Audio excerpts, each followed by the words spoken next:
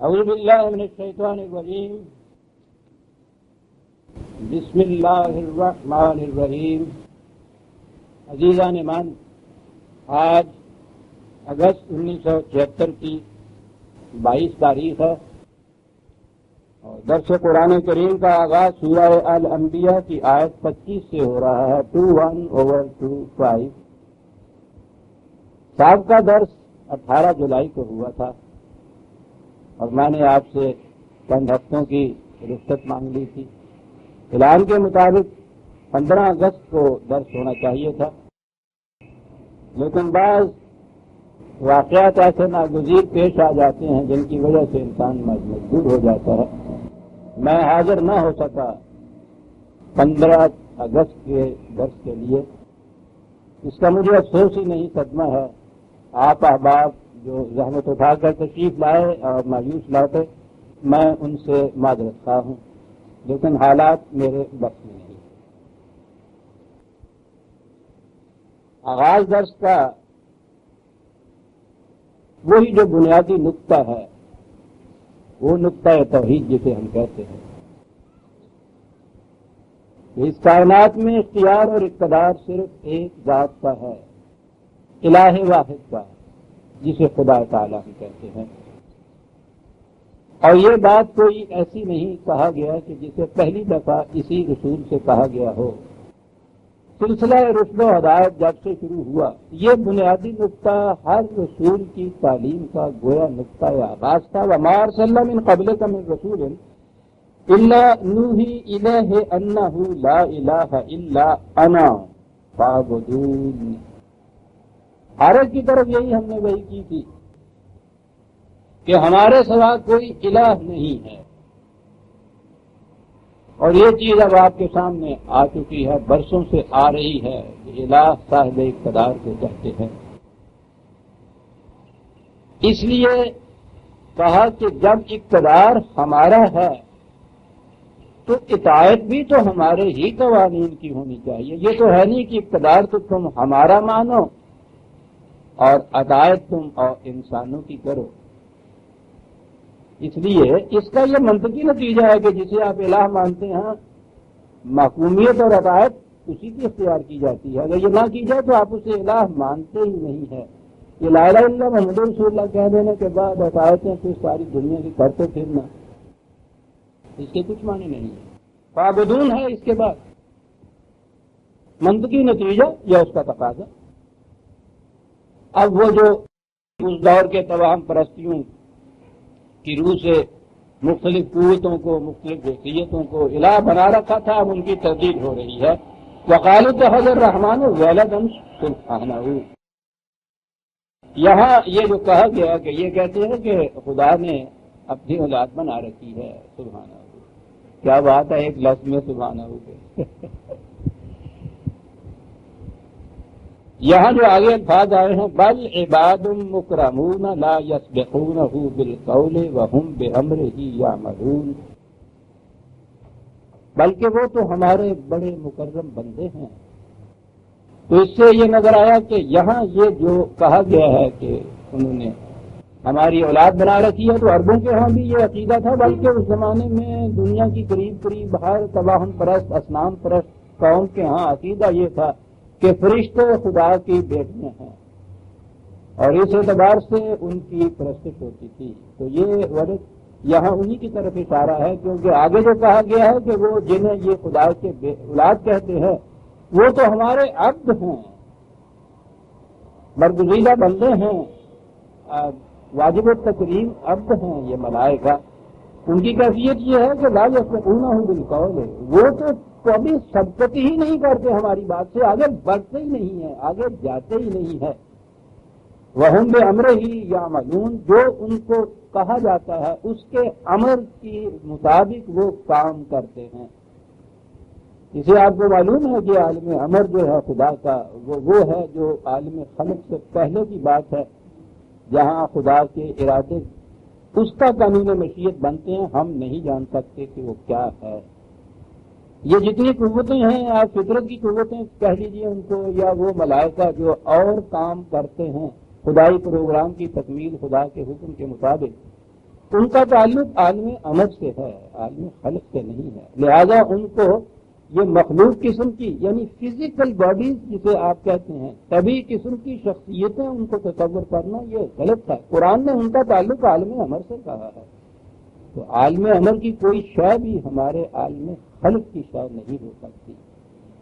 بہرحال یہ چیزیں بہت دفعہ آ چکی ہیں اور وہ کہتے ہیں کہ ہمارے امر کے مطابق وہ ہم کام کرتے ہیں۔ یعلم ما بین ایدیہم وما خلفہم، ہم جانتے ہیں ان کے احوال و قواعد سے ہم واقف ہیں، ان کی مضمرات سے ہم اچھی طرح جانتے ہیں وہ کیا ہیں، کیا کر سکتے ہیں، یہ سب ہمارے علم میں ہے۔ ولا یشفعون الا لمن ارتضى وهم من خشیتہ مشفقون، یہ شفاعت کے متعلق بڑی تفصیل سے 2-3 درسوں میں میں نے عرض کیا تھا کہ شفاعت کا مفہوم تو وہ سفارش کا نہیں ہے جو ہمارے ہاں عام طور پہ رائج ہے، یا تو اس کے معنی ہوتا ہے کسی کے ساتھ کھڑے ہو کے اس کے حق میں گواہی دینا، رفاقت کے معنی میں یہ بات آتی ہے، تائید و نصرت کے معنی میں آتی ہے۔ تو انہیں تم اسی لیے دیوی دیوتا بنا رہے ہو، ان کی پرستش کرتے ہو، ان کی پوجا کرتے ہو کہ وہ تمہاری مدد کریں گے، لیکن وہ تو تائید و نصرت اسی کو بہم پہنچاتے ہیں جو ہمارے قوانین سے ہم آہنگ ہوتا ہے۔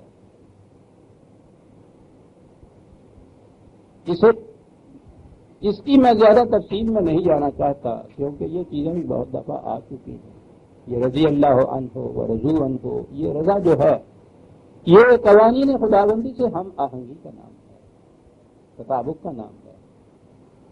جو اس کے مطابق زندگی بسر کرتا ہے اس سے ان کی تائید و نصرت حاصل ہو جاتی ہے، اور ان کی جنہیں تم کہتے ہو خدا کی بیٹیاں، خدا کی اولاد، اس جیسے معبود، اس میں شریک، اس کے اقتدار میں، وہ کہتے ہیں ان کی تو کیفیت یہ ہے کہ وہ خدا کے قوانین کی معصیت سے خود خائف رہتے ہیں، وہ کس طرح سے معبود ہو سکتے ہیں، ان میں کیا اپنی قوت ہو سکتی ہے؟ ان کی تو کیفیت یہ ہے کہ میں یقول منہم انی الہ من دونہ، بفرض محال ان میں سے اگر کوئی یہ کہے کہ میں خدا کے علاوہ میں بھی معبود ہوں، صاحب اقتدار ہوں، خود کوئی اختیار رکھتا ہوں، فذالک نجزیہ جہنم، اس کا ٹھکانہ جہنم ہوگا اگر وہ اس قسم کی، لیکن یہ بات سمجھانے کی ہے۔ اپنی اولاد کو تو کوئی اٹھا کے تنور میں نہیں پھینک دیتا، لہٰذا اولاد والی بات غلط ہے۔ اگر وہ بھی ہمارے قانون کی معصیت کرے تو ان کا نتیجہ بھی وہی ہوگا جو ہر معصیت کوش کا نتیجہ ہوتا ہے۔ کذالک نجزی الظالمین، اس لیے کہ وہ اس مقام پہ آ گئے جو ان کا مقام نہیں ہے۔ ظلم کے یہی معنی ہوتے ہیں، ان کا مقام تو عبادت مکرمون کا ہے، اور اگر اس کو وہ چھوڑ کے خود الہ بن رہے ہیں تو پھر تو یہ ظلم ہے، اور ظلم کا نتیجہ جہنم کی تباہی ہے، اس لیے ان کا بھی یہی نتیجہ ہوگا، انہیں بھی کوئی خاص رعایت نہیں دی جائے گی۔ توہم پرستیوں کے ان عقائد کی اس طرح تردید کرنے کے بعد قرآن کریم اس مقام پہ عزیزان من آگے آ گیا ہے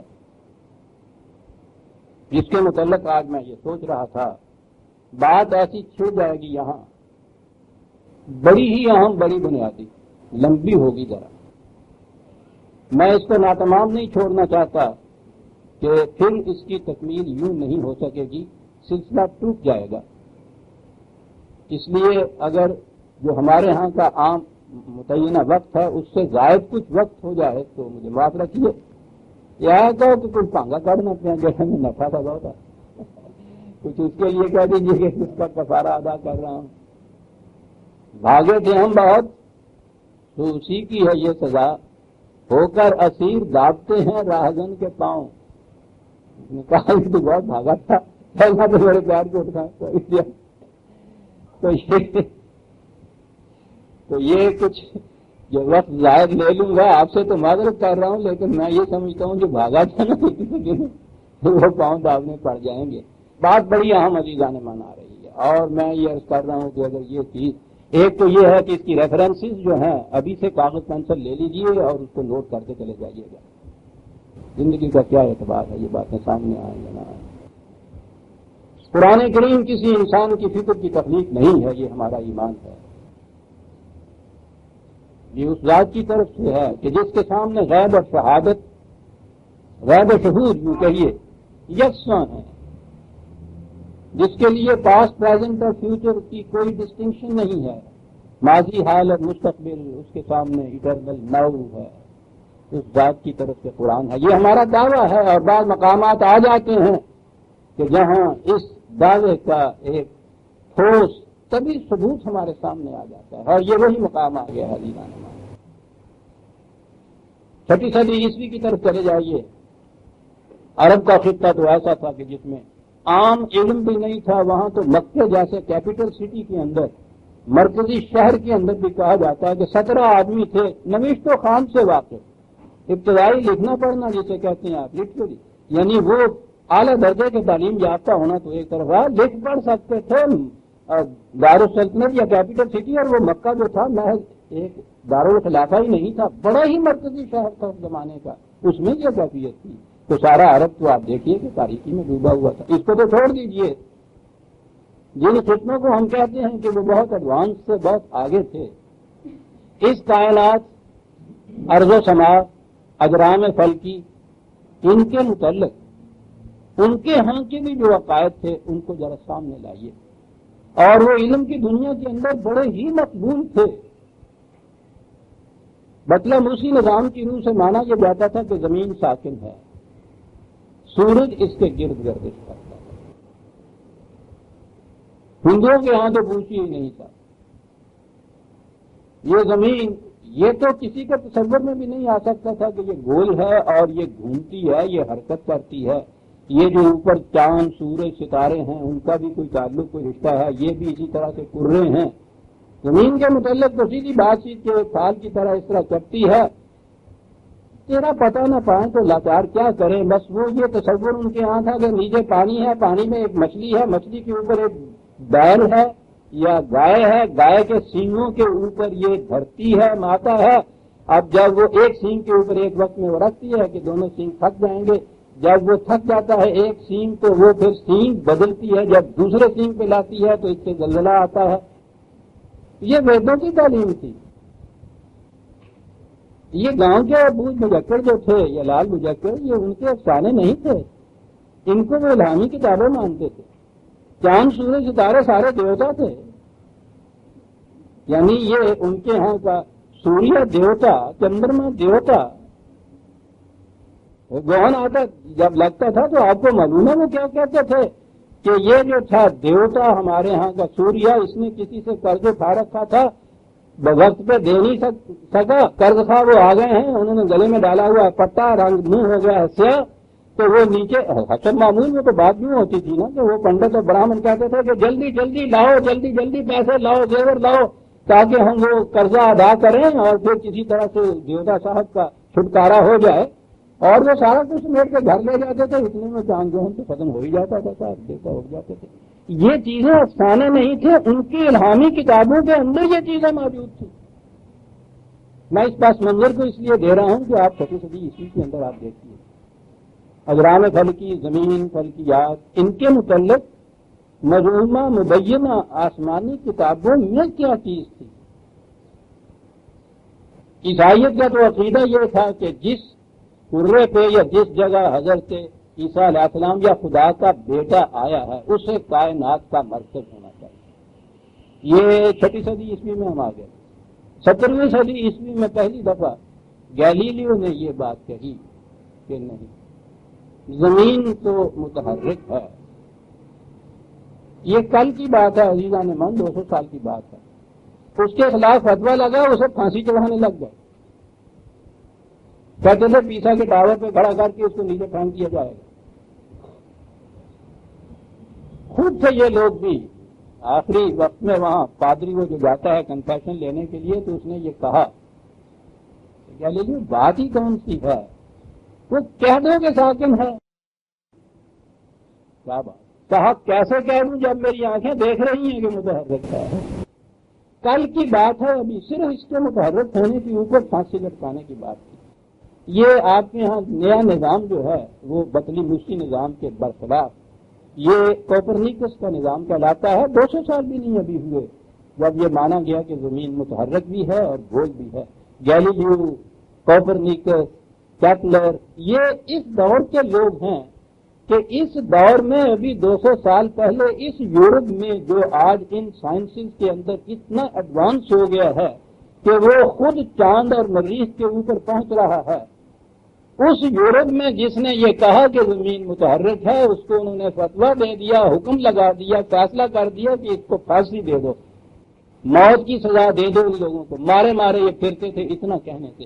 200 سال پہلے کی بات ہے عزیزان نے، اور 6 صدی عیسوی میں جا پہنچے تھے۔ عرب میں چلے جائیے، مکے میں جا پہنچیے جہاں 17 نوشتہ خوان تھے، اور وہاں ایک شخص ہے صلی اللہ علیہ وسلم جو ان 17 میں بھی نہیں آتا ابھی، نبوت کے بعد کی ہر چیز حضور نے یہ علم حاصل کیا۔ اس سے پہلے تو قرآن کہتا کہ اس سے پہلے تو کوئی لکھنا پڑھنا بھی نہیں جانتا، یہ شخص بھی ہے۔ پس منظر آ گیا آپ کے سامنے۔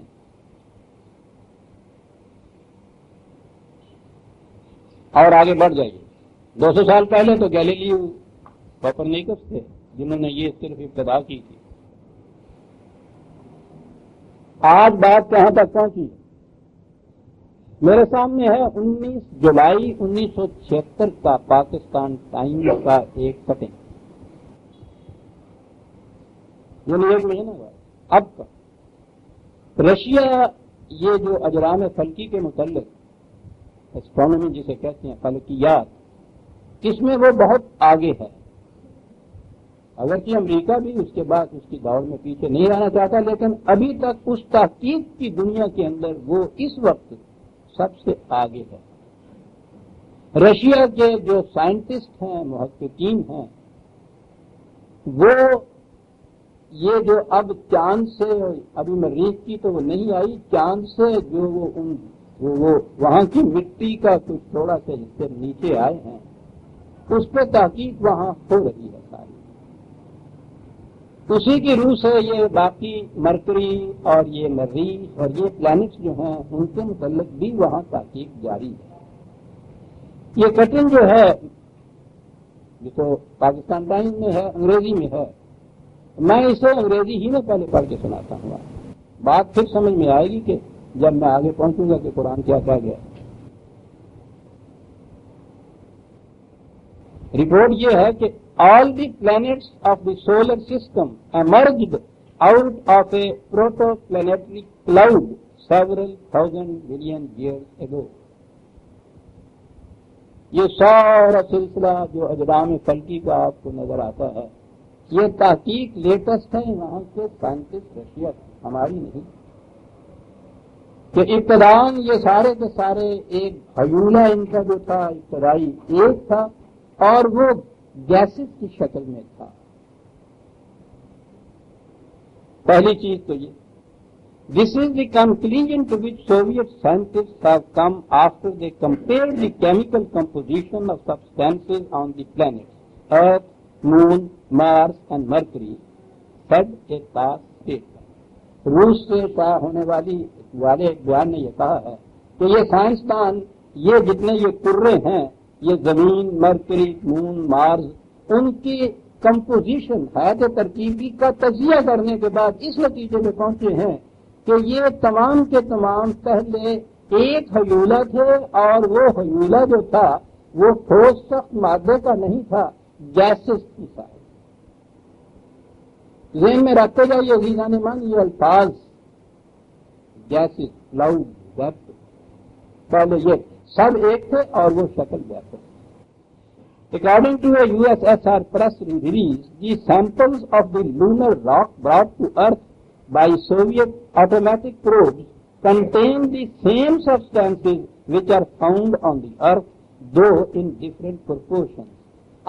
وہ وہاں سے چاند سے جو مٹی لے کے آئے ہیں اس کا تجزیہ کیا تو دیکھا یہ کہ وہ زمین کی جو مٹی کے جو اجزاء ہیں وہی وہاں پائے جا رہے ہیں۔ یہ شاعری نہیں تھی کہ لہو خورشید کا تب کے اگر ذرے کا دل چیرے، وہ کہتے ہیں وہ یہ بتایا گیا کہ تو یہ ایک ہی ہیں۔ غور کیجیے نا آپ، scientist blue that the moon and the earth and similar crusts had similar crust several thousand million years ago. کروڑوں اربوں سال سے کی پہلے کی بات ہے. چاند اور زمین کے کم از کم یہ جن چیزوں سے یہ مرکب بنا ہوا ہے وہ وہی تھی، ایک ہی تھی، الگ الگ نہیں تھی.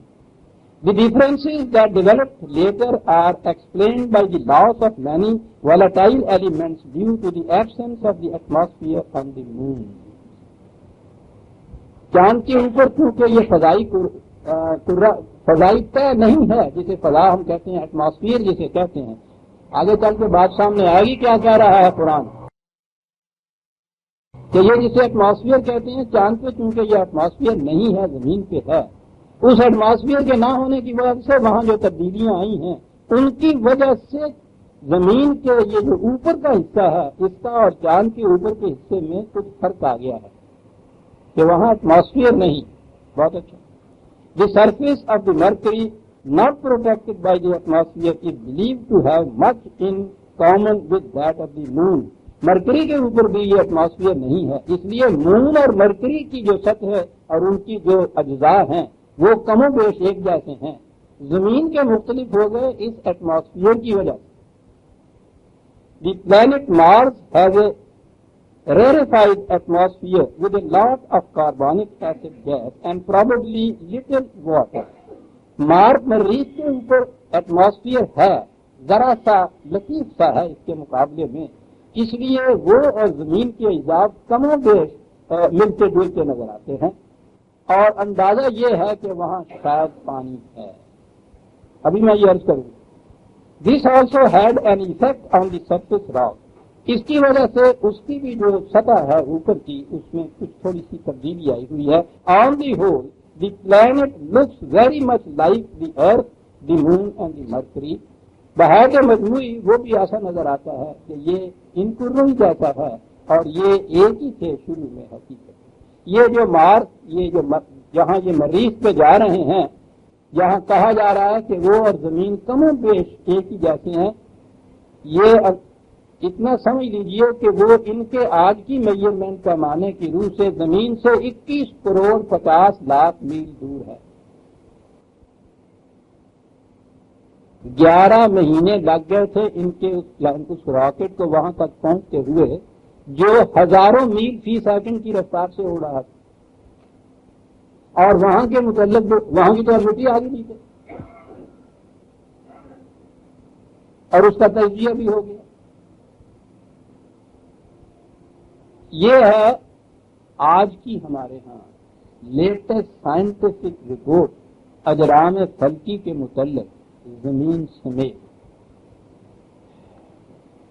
کیا بات بہت پہلے آئی تھی یاد ہے آپ کہیں گے اسکول ماسٹر کی طرح پوچھنا شروع کر دیجیے. بات ہے یہ لیزا فرمان کے اسکول ماسٹر کی والی مشکل چیز ہے، بڑی اہم چیز.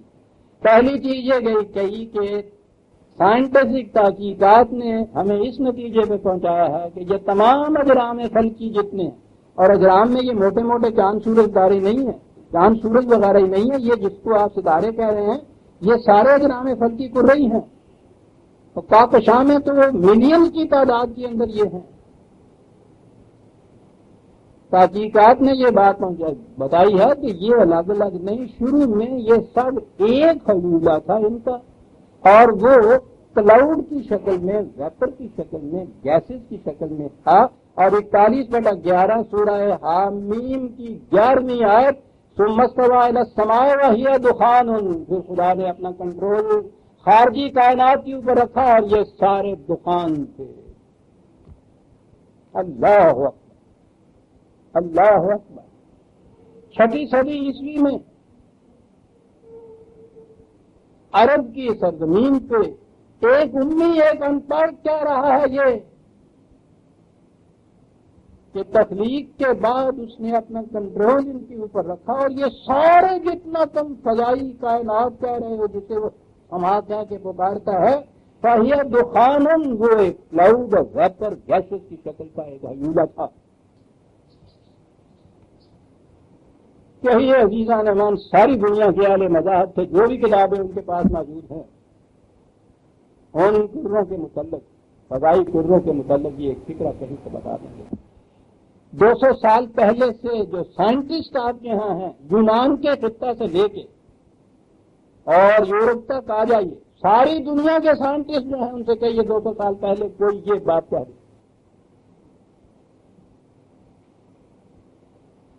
1400 سال پہلے کی کتاب موجود باہر دخان، کیا انداز حسین ہے. فقال لها وللارض طوعا اور کرن، اس نے اجرام پھل کی اور سرہ ارض ان سے کہا آؤ کچھ اور بنائے جائیں.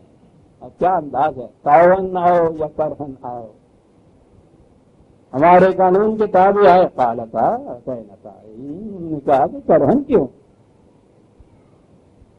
خرے تسلیم خام ہے جو میں جا کے یار میں آئے، ہم تائے ہی آتے ہیں، تائے بچیلے کھا کر آتے ہیں، عطائب گزار کر کے آتے ہیں. بہت اچھا.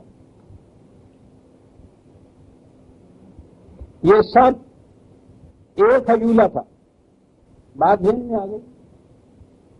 حجولہ گیسز کا تھا، دخان تھا. پھر کیا ہوا، یہی جس میں سے جہاں ہم پہنچ گئے ہیں درس میں اس آیت سے 21/30 سورہ الانبیاء کی آیت 30 جو زیر نظر ہے ہمارے.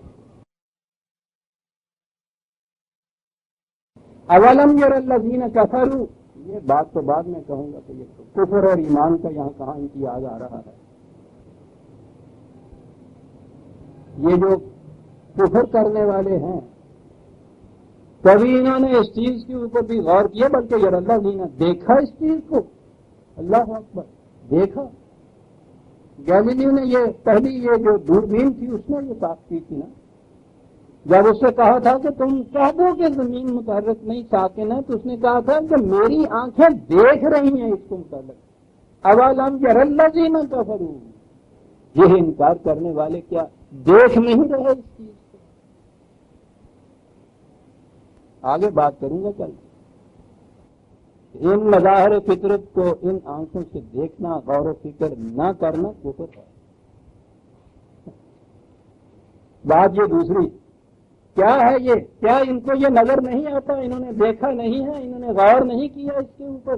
کس بات پہ، ان السماوات والارض کانتا رتقا ففتقناہما، یہ سارے اجرام فلکی جتنا یہ حیولہ کائنات ہے یہ سب ایک تھا، اور اس کے بعد پھر چھینٹے ہوئے اور یہ الگ الگ ہو گئے.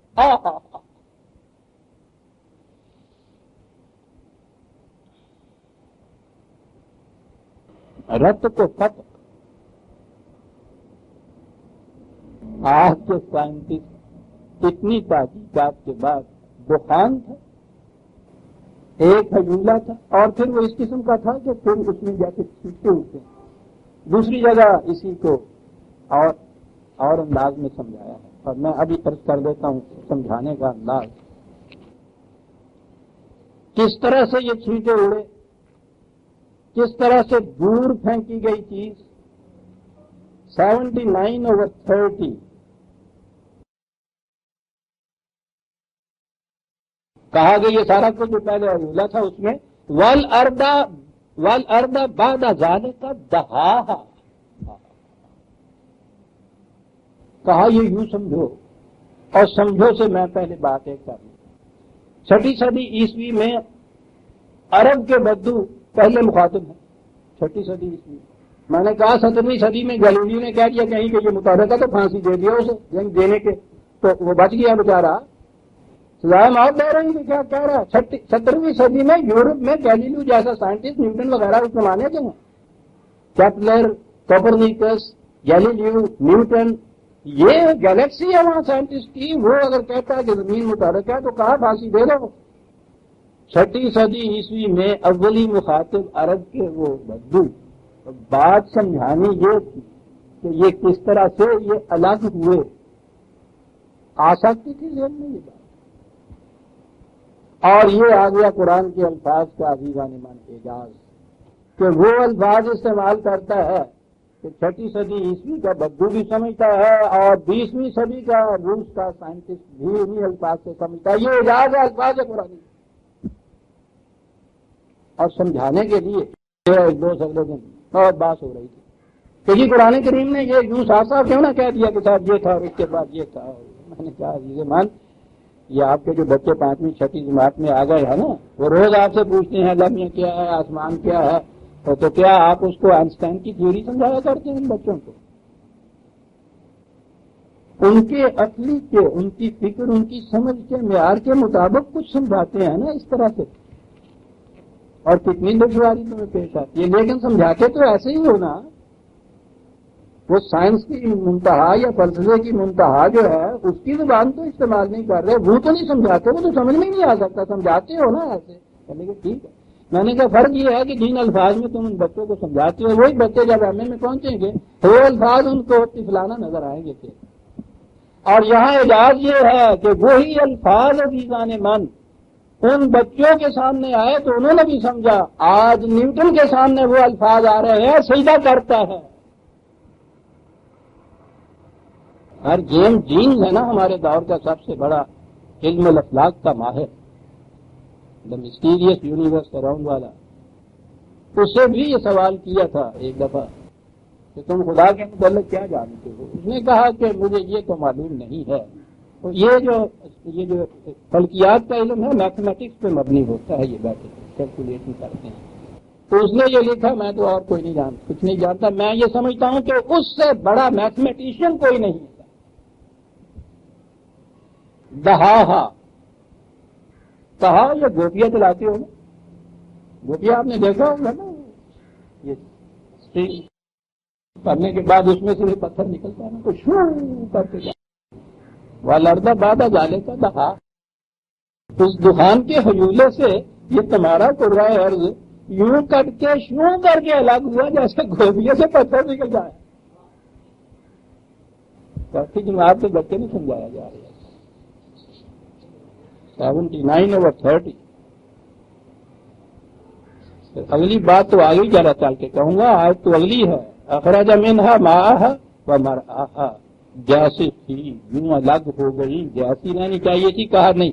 اس کے بعد میں پانی بھی تھا، خشکی بھی تھی. ہم نے ایسا کیا کہ پانی کو الگ کر دیا اور خشکی کے قطعے جو الگ کرتے ومرعاہا، اور وہاں یہ تمہاری کھیتی باڑی ہو رہی ہے. لیکن بات وہاں تک، گوبھیوں میں سے یہ نکلے، یہ سارے سماوات کے کرے جتنے بھی تھے، نکلنے کے بعد پھر ہوا کیا؟ کلن فی فلک یسبحون، اور ہر کرہ گوبھیوں میں سے نکل کر اپنے اپنے مدار کے اندر تیرنے لگ گیا. اللہ اللہ، یعنی مولک ہونا تو تصور میں بھی نہیں آ سکتا تھا نا ان لوگوں کے، ابھی تک نہیں. وہ تو گائے کے سینگ کے اوپر رکھنا پڑتا ہے، کسی چیز پہ ٹکانا پڑتا ہے ان کو صاحب، اس کے بغیر تصور ہی نہیں تھا کہ یہ کیا کیسے ہوا. الفاظ مولانا فرمائیے عزیزان من، وہاں سے نکلے اور پھر یسبحون کے اندر جو بات ہے صاحب، اس کے اندر بڑی تیزی سے گردش کرنا ہے. جیسے میں نے کہا تھا نا تسبیح جیسے ساڑھے دونوں تسبیح مانگی نا یسبحون جیسی. یہ جو سین بے ہے اس کے معنی ہے اس قسم کی تیراکی کو جو پورے ہاتھ مار کے تیرتے ہیں نا، وہ ان کے لیے لفظ ہے ایک کوئی ٹیکنیک، اس قسم کا پورے ہاتھ مار کے تیرنا. اس کے معنی ہوتا ہے انتہائی طور پر سرگرم عمل جانا، انتہائی پوری قوت کے ساتھ تیرنا. یہ لفظ ان کروں کے متعلق کہ وہ اپنے اپنے فلک یا مدار کے اندر تیر رہے ہیں پوری قوت کے ساتھ. 6ٹھی صدی عیسوی میں عزیزان من دخان تھا سارا حیولہ، رت تھا فتکنا، چھینٹے اڑے الگ الگ ہوئے جیسے گوپیوں میں سے پتھر نکلتا ہے، تمہاری زمین یوں الگ ہوئی. اور ہر ایک ان میں سے جو چھینٹا اڑا ہے یہ کون سے چھینٹے تھے؟ والشمس والقمر، یہ جنہیں دیوتا بنا رہے ہو، جنہیں آج تک چندہ ماموئی کہہ کے بچے نے سمجھا. چاند تو سوائے اس کے کہ شاعروں کی تشبیہ کے کام آتا تھا، مہجبین اور مہلتا، اور وہ جو مہجبین کے چہرے کے اوپر سے پردہ اب اٹھا ہے، ڈرنے مارے شاعروں نے ٹیکا نکل رہی ہوں گے اور کیا مجھے نظر سے آنا یا میرے اللہ. عیسیٰ بھر مبینہ حسین کا نقاب اٹھے تو وہ وہی کہانی ہو جاتا ہے۔ جی آج کی یہ صورت ہمارے ہاں کی، اور وہ وہاں یہ کہہ رہا ہے کہ اس کے بعد والشمس والقمر کل فی فلک، کل، یہ تو دو مثالیں دی نا نمایاں طور پہ تمہیں نظر آتی ہیں، کل فی فلک یسبحون، تیر رہے ہیں سرگردانی سے، تیزی سے، اپنے اپنے مدار کے اندر، اپنے اپنے فلک کے اندر مدار۔ 21/33 یہ اس کا ایک ریفرنس، یہ دوسرا ریفرنس اسی کا 36/40، 36/40 دونوں جگہ یہی الفاظ آئے، کل فی فلک یسبحون، چھینکے اڑے اور شمس و قمر یہ بنے اور اپنے اپنے مدار میں ہر ایک تیزی سے تیر رہا ہے۔ الفاظ کا انتخاب وزیران من وجد آ جاتا ہے، معلق شے کے متعلق یہ چیز ہے، تیر رہے۔ چلیے صاحب یہ تو آ گیا صاحب، یہ کیسے یہ کرے الگ ہوئے۔ اس کے بعد اب زندگی کی نمود جو ہے، میں نے کہا ہے نا کہ اس وقت ساری دنیا کی آنکھیں لگ رہی ہیں مریخ سے آنے والی مٹی کے اوپر یا جو بھی وہ عنصر ہوگا، کس لیے آنکھیں لگ رہی ہیں؟ کہتے ہیں یہ دیکھنا ہے کہ اس میں رطوبت ہے، موئسچر جسے کہتے ہیں، پانی کی نمی۔ بھئی کیا ہوگا اگر وہ تمہیں پتہ لگ جائے گا کہ نمی ہے؟ کہا اگر اس میں پانی کی نمی ہے تو زندگی کا امکان ہے، پانی کی اگر نمی ہے تو زندگی کا۔ یہ ہے سائنس کی آخری ہمارے ہاں کی یہ انتہا کہ زندگی جو ہے، پانی اگر ہے کہیں تو اس سے زندگی کی نمود ہے، یہ نہیں ہے تو زندگی نہیں ہے۔ اور آیت ہے وَجَعَلْنَا مِنَ الْمَاءِ كُلَّ شَيْءٍ حَيٍّ، اور اس کے بعد اس کے عرض کے اوپر نہیں، ہر شے کی میں زندگی کی نمود پانی سے ہوئی۔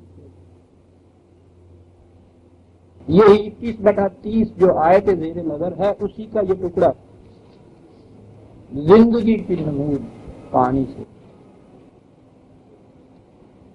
اور دیکھیے قرآن کا انداز، یہی چیز 24/15 میں بھی کہی، 24/45 میں، 15 نہیں، صحیح لکھیے گا، حوالہ ذرا سا غلط ہو گیا تو دقت ہو جائے گی آپ، اور دونوں میں ذرا فرق ملاحظہ فرمائیے گا۔ یہاں کا ہے وَجَعَلْنَا مِنَ الْمَاءِ كُلَّ شَيْءٍ حَيٍّ، ہر شے میں زندگی، جسے بھی آپ زندہ کہیں گے، پانی سے زندگی، ہر شے میں زندگی کی نمود پانی۔ یہاں یہ 24/45 میں جی وَاللَّهُ خَلَقَ كُلَّ دَابَّةٍ مِّن مَّاءٍ، دابہ کہتے ہیں متنفس کو، سانس لینے والی جو چیز، یہاں اس نے خود ہی اس کی تشریح کر دی، وَمِنْهُمْ مَن يَمْشِي عَلَى بَطْنِهِ وَمِنْهُمْ مَن يَمْشِي عَلَى رِجْلَيْنِ وَمِنْهُمْ مَن يَمْشِي عَلَى أَرْبَعٍ، یہ دو پاؤں پہ چلنے والے، چار سے رینگنے والے، دابہ کہا جاتا ہے متنفس۔ اب ذرا سوچئے یہ بات قرآن کی، دابہ کے متعلق یہ ہوگا زندگی کی نمود تو ہمارے سامنے وہی ہوتی ہے جہاں سانس لینے والی کوئی چیز ہوگا، وہ اولی جرثومہ جسے آپ کہتے ہیں، فرسٹ سیل جو ہے، ہاں وہ ہو تو وہ سب آ جائیں گے نا، وہاں سے لے کے تو انسان تک دابہ کے اندر آ جائیں گے۔ زندگی کی نمود اسی میں، یہاں قرآن نے کہا کل شیء حی، تو گویا جنہیں ہم سمجھتے ہیں متنفس، سانس لینے والے کی زندگی انہی تک محدود ہے، وہ کہتا ہے کہ نہیں، دابہ کے علاوہ اور چیزیں بھی ہیں کہ جن میں زندگی تو ہے، سانس نہیں لیتی۔ یہ ساری اب نباتات کے متعلق یہ تحقیق ہو گئی ہے کہ زندگی ہر وہ چیز جو ڈیولپ کرتی ہے، نمود ہے جس میں جو بڑھتی ہے وہ زندہ ہوتی ہے۔ یہ کل شیء کہا قرآن نے یہاں، اور یہاں کل دابۃ کہا ہے۔ شے میں دابہ آ جائیں گے، دابہ میں ہر شے نہیں آئے گی، ہر شے جسے آپ کہتے ہیں کہ زندہ ہے، پانی سے زندگی کی نمود ہے۔ باب اب جو آپ دیکھ رہے ہیں کہ صاحب کوشش انتہائی ہو رہی ہے کہ مریخ سے جو وہ ڈسٹ ملی ہے اس میں یہ معلوم ہو جائے کہ موئسچر ہے، اور وہ اس چیز کی دلیل یا شہادت بن جائے گی کہ وہاں زندگی دابہ کی شکل ہے، وہ نباتات کی شکل کی زندگی نہیں، بلکہ وہ اس مٹی کے اندر اگر موئسچر ہے تو وہ کہتے تھے کہ لائف سیلز جو ہے وہ ہم دیکھیں گے، خواہ وہ اس وقت ہمیں زندہ ملے اور یا اس وقت وہ مردہ ملے، اس کے معنی ہوں گے کہ لائف دابہ کی شکل میں ان کرنوں کے اندر موجود تھی یا موجود ہے، اس کا امکان ہے۔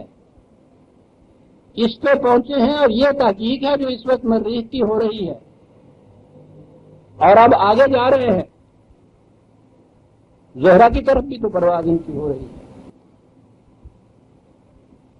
یہ شاید مشتری کی طرف پہلے جائیں گے۔ خیر، یعنی یہ سامنے مقصد یہ ہے کہ وہاں موئسچر ہے تاکہ دیکھا جائے کہ دابہ ہے، اور 42/30 42/29 42/29 لکھ لیا۔ وَمِنْ آیَاتِهِ خَلْقُ السَّمَاوَاتِ وَالْأَرْضِ، خدا کی نشانیوں میں سے یہ بھی ایک بات ہے، میں بتاؤں گا آیات کے معنی کیا ہوتے ہیں۔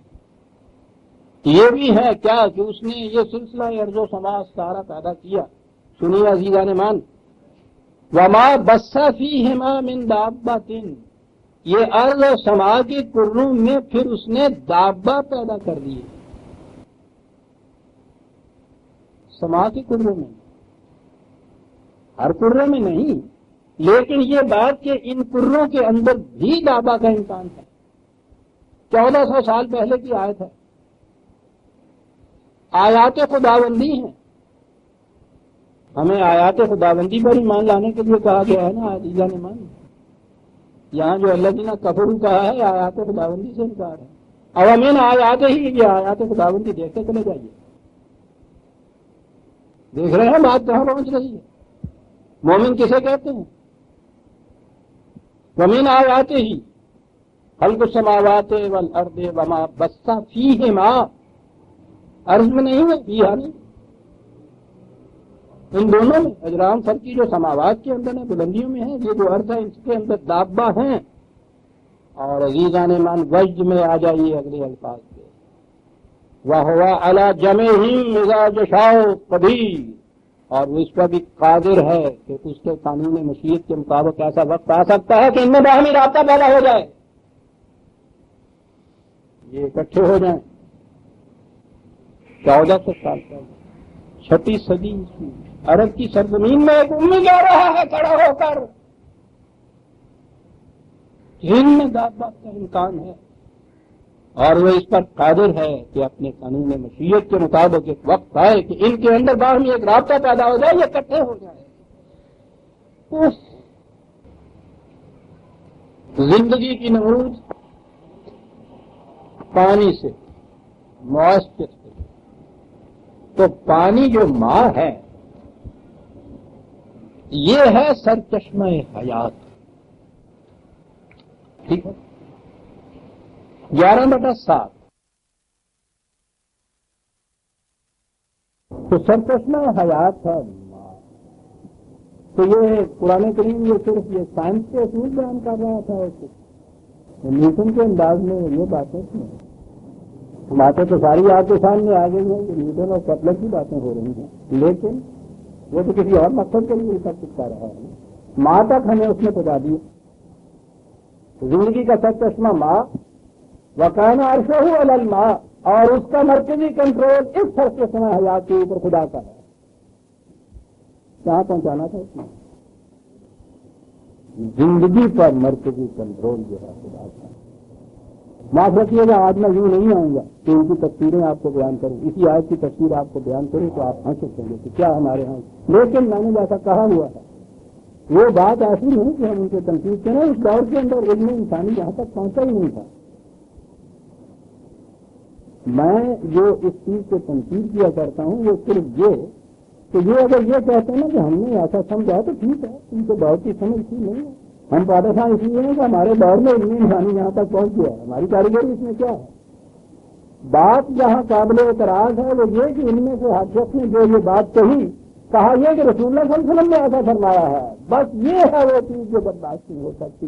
وہ رسول آخر الناس جو ہے وہ نہیں یہ باتیں کہہ سکتا تھا جس کے سامنے یہ قرآن تھا، یہ نہیں انسانی یہ باتیں کہہ سکتا تھا۔ کھانا اور پھر وہ للما کے معنی تو ہے نا آپ کو پتا، دو لفظوں میں کہہ دی ترمذی کی وہ روایت یہ ہے کہ یہ آسمان جو ہے یہ شیشے کے ڈلے ہیں، ایک آسمان سے دوسرے آسمان تک 700 میل کا برس کا فاصلہ ہے، مسافت ہے 500 سال کی مسافت کا فاصلہ ہے ایک سے دوسرے سے 7 اس طرح سے نیچے اوپر بڑھے ہیں۔ اب 7واں جو اوپر چلا گیا تو اس کے بعد پھر یہ کیا ہے، یہ روایت ہے حدیث منسوخ کی جاتی ہے نبی اکرم صلی اللہ علیہ وسلم کی طرف۔ اس کے اوپر پانی ہے، اس کی گہرائی بھی اتنی ہے 500 میل کے مسافت کی۔ اس پانی کے اندر 7 پہاڑی بکرے کھڑے ہیں اور وہ پانی وہ سمندر ان کے گھٹنوں تک صرف آیا ہے، اور ان 7 پہاڑی بکروں کے سر کے اوپر خدا کا عرش ہے، اس عرش کے اوپر خدا بیٹھا ہے۔ میں یہ نہیں کہہ رہا، میں نے عرض کیا ہے کہ یہ ٹھیک ہے اس دور کے اندر ایک ذہن انسانی نے ایسی بات کہی، لیکن جب آپ یہ کہیں گے کہ یہ حدیث ہے رسول اللہ صلی اللہ علیہ وسلم کی، یہاں میں سبق جاؤں گا۔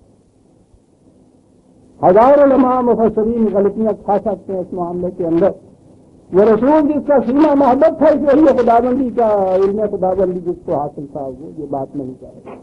الگ بات ہے تمہاری سمجھ میں نہ آئے تو وہ نہ کہے کچھ بات سن سے، لیکن اگر وہ کچھ کہے گا تو وہ ایسی بات کبھی نہیں کہے گا۔ نہیں ہو بات کسی طرف آئی کانا عرصہ ہوا لگنا زندگی کے سرگرمیوں کے اوپر کنٹرول جو ہے وہ اس کا۔ اچھا زمین الگ ہو گئی تیر رہی ہے، سوال یہ ہے کہ اب اگلی بات تو یہ ہے سب سے بڑی چیز تو یہی تھی نا گلیلے نے کہی کہ زمین گھوم رہی ہے۔ وجعلنا فی الارض رواسy ان تمید بہم، اسی میں 21 اور 31 میں یہی آج کے سامنے آنا ہے۔ 16/15 میں بھی یہ الفاظ ہے، تمیدہ بہم ہے وہاں تمیدہ بہم ہے، یہ بے اس میں بڑے من خیز کی یہ جو ہے نا مادہ تو اس کا مین یہ ڈالی ہے، اس کے معنی ہوتے ہیں کسی چیز کا بڑی تیزی سے متحرک ہونا، اور بہم کے معنی تمہیں ساتھ لیے ہوئے اور اس تیزی سے بھی متحرک ہے یہ زمین، تمہیں سامان رزق بھی مل رہا ہے، تم نہایت اطمینان و سکون سے اس کے اوپر بیٹھے ہوئے بھی ہو، اور یہ اس طرح سے گردش میں چلی جا رہی ہے، تمہیں ساتھ لیے ہوئے گردش میں چلی جا رہی ہے۔ دونوں چیزیں ایک لفظ میں سنجیدہ اور بہم یا بہم میں اس قدر تیزی سے متحرک ہے۔ وہاں تو یہ تھا کہ خدا کی پہنائیوں کے اندر یہ تیر رہی ہے، پھر دوسری چیز یہ ہے کہ اس تیزی سے متحرک ہے، اتنی تیزی سے جو شاہ متحرک ہو اس میں تو کوئی ٹک نہیں سکتا، ٹھہر نہیں سکتا، ذرا کسی لٹو کو گھما کے اس کے اوپر رکھیے ذرا سا تنکا ہی ٹوٹی ہی وہ جاتی ہے ان کے سب یہ دیکھتے نہیں کس تیزی سے یہ متحرک ہے، اور پھر تم کس اطمینان سے اس کے اوپر جاتے ہو۔ بہت اچھا یہ جو میں نے رپورٹ پڑھی تھی رشیا کے سائنٹسٹ کی، اس میں یہ جو ہمارے اوپر یہ پورا یہ جو فضائی ایٹماسفیئر ہے ہم اس کو فضائی صرف کہتے ہیں، اور کوئی لفظ نہیں ہمارے ہاں، یہ قریباً وہ کہتے ہیں نا زمین کے مدار سے آگے نکل گیا یہ ان کے یہاں کا وہ راکٹ جو تھا تو وہ قریباً 12 میل کہتے ہیں کہ اس طرح سے اس کی چوڑائی ہے۔ یہ بڑی اہم چیز،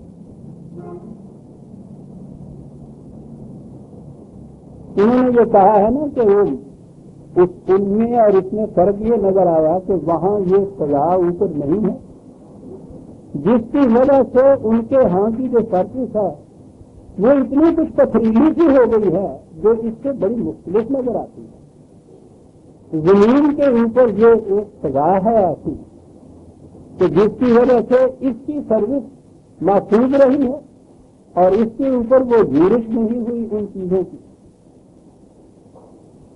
یہ اس کے اوپر خصوصیت سے ایک چیز ہے. یہی 21 میں 32 آپ لے لیجیے, اسی میں جو ہم چلے آ رہے ہیں. وَجَعَلْنَا السَّمَاءَ سَقْفًا مَحْفُوظًا, اور تمہارے اوپر یہ جو پہلی بلندی ہے یہ ہم نے چھت بنائی ہے تمہارے لیے, خود بھی محفوظ ہے, تمہیں بھی حفاظت میں رکھتی ہے. سائنس کی تحقیق یہ ہے کہ یہ جو کرے گردش کر رہے ہیں اتنی تیزی سے, اگرچہ وہ کروڑ سال ہو گئے ہیں, لیکن اب بھی ان میں سے اس رپورٹ میں تھا نا کہ وہ جو وولٹائل ایلیمنٹس ہیں وہ وہاں سے نکل کے تو دور دور چلے جاتے ہیں. وہ اس قسم کے کہ جن میں جو ذرا سے کمزور سمجھ لیجیے واقع ہوئے ہیں, جو دوسرے سے پھٹ کے الگ ہو سکتے ہیں, ذرا کمزور واقع ہوئے ہیں. انہوں نے کہا ہے نا کہ وہاں یہ ہوا ہے کہ چونکہ ایٹماسفیئر نہیں ہے اس واسطے اس قسم کے ایلیمنٹ ان میں سے نکلتے بھی ہیں اور ان کے اوپر آ کے گرتے بھی ہیں. یہ جو آپ کے یہاں شہاب کاکل یا یہ وجمدار تارا جس کو کبھی کبھی دیکھتے ہیں نا ہم, یہ نکلتا ہے, یہ کیا ہے؟ یہ جو اوپر اجرام فلکی ہیں, یہ بڑے بڑے کرے, ان میں سے کبھی کبھی وہ وولٹائل ایلیمنٹ جو ہے اس میں سے وہ کوئی چھوٹ کے کوئی ٹکڑا یہ نکلا تھا. تو وہ یہ تو ہے نہیں کہ ایمیٹی نکلے گی, یعنی یہ سورج زمین سے 13 لاکھ گنا بڑا ہے. ان کروں میں سے کچھ نکلے گا جو ہو تو پتہ نہیں ہمارے پاس جتنا ہوگا, یہ بہت بہت وہ بڑے ہوتے ہیں, وہ وہاں سے نکلتے ہیں. تو آپ سوچیے کہ اگر وہاں سے جو ایک نکلے یہ اتنا بڑا ٹکڑا اور وہ آ کے کھڑا سے گرے سیدھا زمین پہ, تو یہاں حاصل کیا ہو, کوئی زندہ رہ سکے؟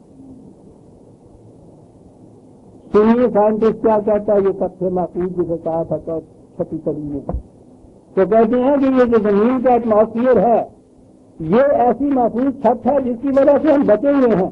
وہ جب ٹکڑا اس کے اندر آتا ہے تو اس کی گردش سے وہ پس جاتے ہیں, راکھ ہو جاتے ہیں. کبھی کبھار ایسا ہوتا ہے کہ کوئی ذرا سخت جانتا ہو تو تھوڑا سا ٹکڑا بچ جائے, وہ تو کبھی کہتے ہیں کہ اوپر سے گرا ہے اور فلاں جگہ اتنا بڑا ٹکڑا ہے, کہتے ہیں کبھی ایسا یہ ہوتا ہے کہ یہ ہو جائے, ورنہ ان کی صورت یہی ہوتی ہے کہ وہ اس میں آتے ہیں تو اس کی گردش میں وہ پس سے راکھ ہو جاتے ہیں.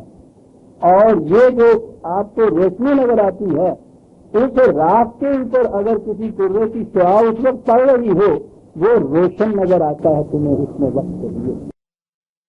اور یہ جو پس سے اس کے اندر وہ ڈسٹ ان کی جو جمع ہوتی ہے, یہی نہیں کہ ہم محفوظ رہتے ہیں, یہ جو روشنی آتی ہے ہمارے ہاں یہ ان ذروں کے صدقے میں ہے کہ یہ چمکتی ہے تو زمین چمکتی ہے. وَجَعَلْنَا السَّمَاءَ سَقْفًا مَحْفُوظًا,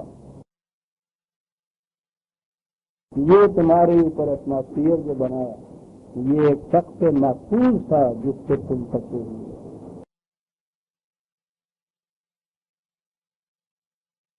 پھر زمین ہی نہیں متحرک, یہ باقی کرے بھی متحرک.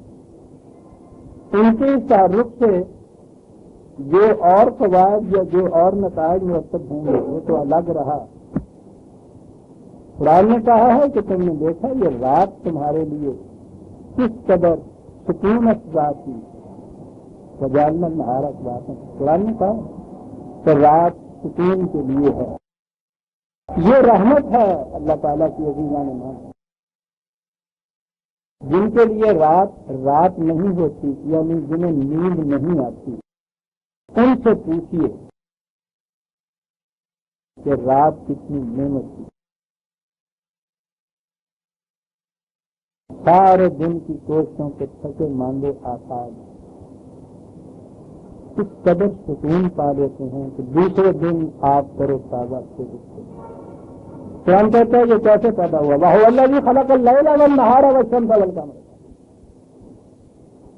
چاند اور سورج جو زمین کی گردش سے باہم سے ایک بات تو تمہارے لیے بھی ہوئی کہ دن اور رات الگ الگ تمہارے لیے ہو گئے, اور رات میں تم آرام پاؤ اور دن میں کام کرو. تمہارے لیے اتنا ہی چاہیے. آپ نے غور فرمایا عزیزان من یہ چند آیتیں سورہ الانبیاء کی اور اس کے ساتھ جو میں نے دیگر مقامات کی جو آیات میں لائی ہیں، یہ آج کے سائنٹسٹ جو ہیں ان کے سامنے یہ اس انداز سے رکھ دی جائیں اور انہیں معلوم ہے یہ 1400 سال پہلے کی چیز ہے، آپ غور کیجئے کہ کس طرح سے وجد میں نہ ہوا۔ اور اگر یہ چیز جو تھی ہمارے سامنے اس انداز میں ہمارے سامنے 1000 برس پیشتر یہ معنی ہم نے آگے یہ ہوتے تو آج سائنس کی دنیا میں امامت کبریٰ اسی قوم کے ہاتھ میں ہوتی جسے قرآن نے کہا تھا تم ملت ابراہیمی کے پیرائے ہو اور ابراہیم کو ہم نے وجعلنا للناس اماما بنایا۔ علمی دنیا کی لیڈرشپ اس قوم کے ہاتھ میں ہے۔ قرآن نے اسی لیے یہ تمام اس قسم کی آیات بیان کرنے کے بعد یہ جتنے بھی ارضی اور سماجی نظام سے یہ سلسلہ ہے بیان کرنے کے بعد کہیں کہاں ہے آیات للمؤمنین آیات للقوم یوقنون آیات لقوم یتفکرون، مومنین اندازہ لگائی یہ جو چیز ہے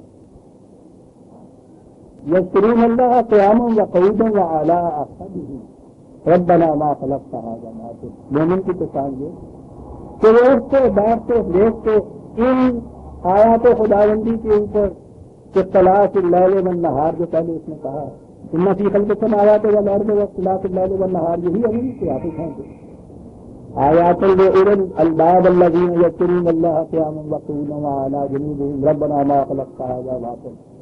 مومن کی صفت یہ تھی کہ اٹھتے بیٹھتے چلتے پھرتے ان چیزوں کے اوپر وہ غور و فکر کرتا چلا جاتا ہے اور اس کے بعد اس نتیجے پہ پہنچتا ہے کہ اے ہمارے نشو و نما دینے والے تو نے یہ سلسلہ کائنات کی ہی باطل پیدا نہیں کر دیا۔ مومن کی یہ صفت تھی اور اسی لیے عزیزان مان بات دیکھنی ہوئی ہے نا 21/30 سے تو وہ یہ ہے کہ اولم یری الذین کفروا ان السماوات والارض کانتا، کیا وہ لوگ جو کفر اختیار کرتے ہیں کبھی انہوں نے ان چیزوں پہ غور کیا ہے کہ یہ سلسلہ ارض سما کیسا تخلیق میں آیا، کیسا پیدا ہوا، کس طرح سے چل رہا ہے، کیا ابتدا کی آج کیا ہو رہا ہے؟ کفر یہ ہے کہ ان کے اوپر غور و فکر نہ کیا جائے۔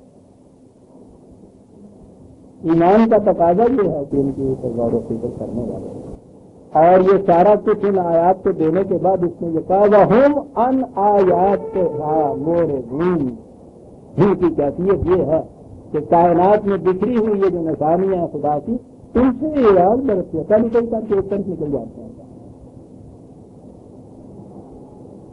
ان آیات خداوندی سے اعراض برتنا، پہلو کہیں کرنا، ایک طرف ہو کے نکل جانا، غور و فکر نہ کرنا جو ہے یہ تو کفر کا بتایا قرآن کے لیے۔ مومن کا تو فریضہ یہ بتایا تھا کہ وہ ان چیزوں کے اوپر غور و فکر کرے۔ ایمان ابراہیم جو اتنا یقین محکم پیدا ہوا تو کس چیز سے کہ ہم نے ابراہیم کو ملکوت السماوات والارض دکھا دیا،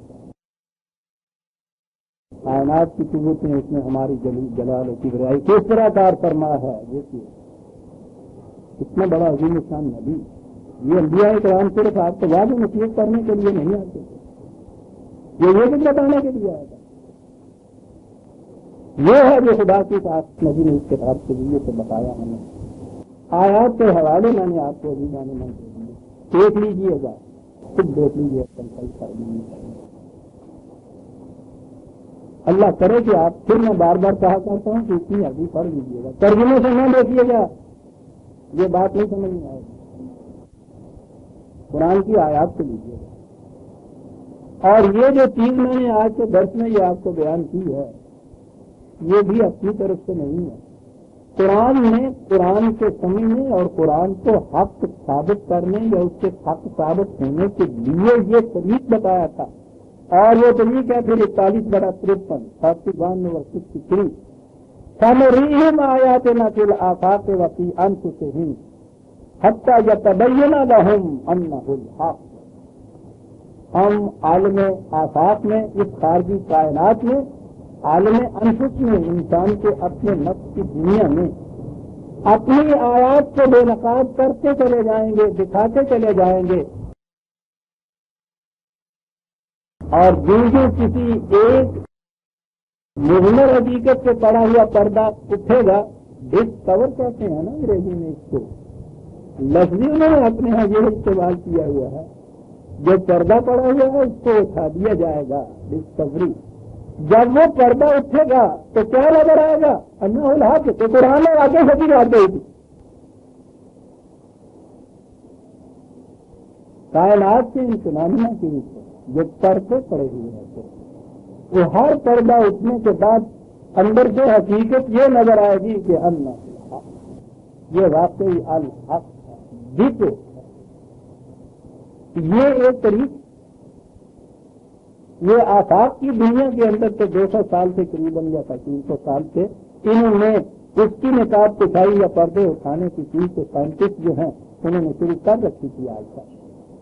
یہ فزکس جو وہاں کے تھے یا مختلف علوم سائنس کے جو ماہرین تھے وہ کر رہے ہیں، اور ہر پردہ جو اٹھ رہا ہے اس کے نیچے سے جو حقیقت سامنے آتی ہے وہ قرآن کی صداقت کی دلیل بنتی چلی جاتی ہے۔ ان کے ہاتھوں سے پاسبان مل گئے کعبے کو صنم خانے، اور ہم ہیں کہ ان کو جھٹلاتے ہوئے چلے جاتے ہیں۔ یہ پہلی دفعہ جب یہ واقعہ ہوا کہ چاند پہ پہنچ گئے ہیں، دوہرانا نہیں چاہتا، آپ کے ہاں کے محراب و مسجد کے اندر ان کے متعلق کس طرح پھٹکیاں اڑائی جاتی تھی، طنز کیے جاتے تھے۔ اتفاق سے وہ چاند 14 کے قریب تھی، اور آج جب یہ شروع میں گئے ہیں بہت زور سے بات یہاں ہوا تھا، میرے پاس یہ اسٹوڈنٹ آئے بیچارے بھاگے ہوئے، کہنے لگے مولوی صاحب نے فرمایا کہ ٹھیک ہے ہم کو گریڈ دے رہے ہیں، کہتے ہیں چاند پہ گئے، حسن لیتے ہیں کہ گئے، ٹھیک ہے آج تو ہے نا یہ چاند اتنا بڑا، تو چلے گئے۔ اب جو آہستہ آہستہ یہ سمجھنا شروع ہوگا 14 کے بعد جب جوڑا لگے گا، پھر وہ آہستہ آہستہ انہوں نے کہا یہ چاند پہ جاتا چلا جاتا ہے، ہمارے یہاں گھٹنا کہتے ہیں نا اس کو۔ جب یہ گھٹنا شروع ہوا تو یہ دیکھو گے نا تم ان کو کہ یہ سمجھتے ہوئے ادھر آتے جائیں گے، ادھر آتے جائیں گے، ادھر آ جائیں، تو جب انتی ہوئی تو دور کتنے جاؤ گے؟ تو ہم تو یہی بچیا کہ پوچھو جب انتی ہوئی تو دور کتنے جاؤ گے بچے۔ ہمارے ہاں یہ جو مومن کا شعار تھا کہ وہ ان پڑے ہوئے پردوں کو اٹھائے اور دنیا کو بتائے کہ ہر سامنے آنے والی حقیقت قرآن کے ایک دعوے کی صداقت کی دلیل بنتی ہے۔ ہماری آج بھی یہ صورت ہے عزیزان من، اب بھی ہمارے یہاں وہ لوگ موجود ہیں وہ کہتے ہیں کہ نہیں یہ سارا جھوٹ ہی ہے جو یہ کہہ دیتے ہیں، اب بھی نہیں وہ مان رہے۔ لیکن قرآن کریم نے خود کہا ہے کہ اس کے الحق ہونے کی شہادات، یہ جو الف اور آفاق کے پڑے ہوئے پردے ہیں اس پہ چلے جائیں گے تو یہ اس کے ہر دعوے کی صداقت کی دلیل بنتے جائیں گے۔ کام ہمارا تھا لیکن ہمارا اور کسی کا نہیں تھا عزیزان من۔ قرآن کو ہی ہماری منافی ہے، ہماری جاگیرداری ہے، اجارہ داری ہے کہ ہمارا قرآن ہے، نو انسان کا قرآن ہے، جو بھی اس کے اوپر غور کرے گا اس کے سامنے یہ حقیقتیں ایسی چلی جائیں گی۔ اور عالم آفاق کے اوپر تو یہ دیر سے بات شروع ہو گئی تھی، عالم انفس کے اوپر وہ ابھی بات شروع ہوئی ہے۔ یہ جس سے آپ سائیکالوجی کہتے ہیں اس کی طرف بھی آپ چلے ہیں آہستہ آہستہ، اور بڑے عجیب انکشافات ہو رہے ہیں۔ اگر کہ یہ ابھی انفنسی میں ہے، ابتدائی اسٹیج کے اندر ہے، یہ ابھی سائنس نہیں بنی، لیکن معلوم نہیں عزیزان من آگے چل کے قرآن کے اندر نفس کے متعلق جو کچھ ابھی تک آیا ہے اس میں بھی پردے پڑے ہوئے ہیں۔ ہم نے تو سوائے اس سے کہ وہ جناب ہوئی حق سے، یعنی نفس کسی ہمارے ہاں ہے، معراج ہمارے ہاں کی جو ہے نا مگر کی یہ نفس کسی ہے، مارنا اس کو یا اللہ۔ اور قرآن یہ کہتا ہے کہ کسی قوم کی خارجی زندگی میں کوئی تغیر نہیں آ سکتا حتیٰ یہ تغیر لا بانفسہم، تا وقت کہ ان کے نفس کی دنیا کے اندر تبدیلی نہ پیدا ہو جائے۔ وہ اتنی اہمیت دیتا ہے اس دنیا کو سائیکل کی، اور ہمارے یہاں شروع سے لگ لے کے اس کے پیچھے پڑے منتہا یہ ہے نفس زندگی کے منتہا، کیا کہا جائے گا قرآن کی حامل قوم کی یہ سب، اور پھر ہم کمیشن بٹھاتے ہیں یہ دیکھنے کے لیے کہ ہمارے زوال کے اسباب کیا ہیں۔ عزیزان میں نے وقت تو لیا ہے آپ کا، میرا خیال ہے آپ متفق ہوں گے کہ یہ وقت ضائع نہیں گیا ہمارا، اور یہ بات یوں تکلیف تک پہنچنی چاہیے تھی۔ یہ ابھی اتنا سا گوشہ میں نے آپ کے سامنے پیش کیا ہے، یہ اجران فلکی کا یا یہ جو علوم ہے فلکیات سے متعلق ان کا تھوڑا سا بیچا ہے. بہت سی اور آیات ہیں قرآن کے اندر اس قسم کی. ہمارے یہاں بچائیے تھا کہ ریسرچ اسکالر بیٹھتے اپنا جو شعبہ تھا ان کا اس شعبے کے اندر بیٹھے اور اس شعبے سے متعلق قرآن کریم کی آیات دیکھے پھر یہ تحقیق کرتے. لیکن بہرحال جو بھی اس کی تحقیق کرے گا وہ ٹھیک ہے. قرآن تو نو انسان کے لیے ہے. اس اعتبار سے اگر آج ہم دیکھیں کہ کہاں تک پہنچے ہیں تو یوں کہہ لیجیے کہ ویسے تو آج 33 تک ہم پہنچ گئے ہیں اور اس کے بعد ہم آئندہ لیں گے آج 34 تک. لیکن ان کی میں اگلے درس میں ایک دفعہ ان آیات کو پھر پڑھ کے اور ان کا رواں سا مفہوم بھی پیش کر دوں گا تاکہ وہ درس کا تسلسل کسی طرح سے قائم رہے اور پھر ہم 34 سے آگے چلیں گے. جی اس کو چھٹی نہ ملی جس نے سبق یاد کیا نہیں. آگے بات کچھ اور شروع ہو. کیا بات ہے؟ بات دوسری. یہ سارا کچھ لانے کے بعد میں نے کہا تھا نا کہ قرآن کریم سائنس کی کتاب نہیں کہ وہ وہاں ایس ایس سی کے اسٹوڈنٹ کو یہ کچھ پڑھا رہا ہے کہ جاؤ امتحان پاس کرو, پاس نہ ہو تو پرچے نقل کر لیا کرو. وہ تو یہ ہر چیز جو قرآن کریم ان علوم کی دیتا ہے وہ جو اس کے سامنے اس کے نصب العین ہے انسان کی منزل جو ہے وہ اس کی طرف رہنمائی کرنے کے لیے یہ دلائل ہیں, شواہد ہیں, ثبوت ہیں. بات وہ وہاں پہنچ جاتا ہے. مقصود کی ذات نہیں ہے یہ آیات اور ان کے حقائق. یہ کسی مقصد کی طرف لے جانے کے لیے ذرائع ہیں اور یہ پھر آگے بات ہوتی. وما جعلنا لبشر من قبلک الخلد فهم الخالدون كل نفس ذائقة الموت ونبلوكم بالشر والخير فتنة وإلينا ترجعون. یہ ہے وہ جہاں پہنچانا چاہتا ہے صاحب. لیکن یہ بات پھر بہت دوسری طرف چلی جاتی ہے. موضوع دوسرا آ جاتا ہے جہاں اس میں پہنچانا ہے اسے ہم آئندہ لیں گے. ربنا تقبل منا انک انت السمیع العلیم.